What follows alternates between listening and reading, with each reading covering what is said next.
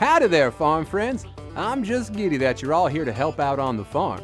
I brought y'all some milk for the baby cows, because they surely don't need any grape juice. It'll hurt their little tummies. You know, we all have to think about things like that before we go and do something that may hurt ourselves, our friends, or our animals. When we think before we act, that's called self-control. God shows us how to have self-control in the Bible, and I have the perfect story to share with you. God has done so many things to help His people. He kept them safe, gave them food to eat, and even made sure they had water to drink. But God also wanted His people to know how to live and how to obey. So He decided to give a few rules to Moses, who was the leader of God's people. Moses left the town and climbed a tall mountain to get these special rules from God. Then he was going to go back to town and tell everyone how to follow God's rules. But while Moses was gone, the people got tired of waiting. They had stuff they wanted to do, and they didn't feel like waiting on Moses to come back. So what did they do? All of God's people gathered up all of their gold and melted it to make a giant cow. Farm friends, what sound does a cow make?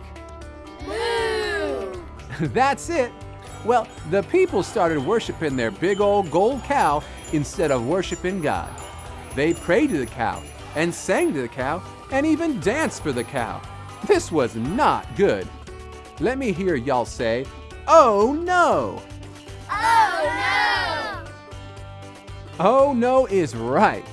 The people didn't think before they acted. They didn't have any self-control. When Moses came back from meeting with God, the people got in big old trouble. God gave them 10 rules to follow so that they wouldn't get into trouble like that again. God wants you and me to be following these 10 rules too. When we think about God's rules before we do something, we probably won't get into trouble. We have to think before we act and have self-control.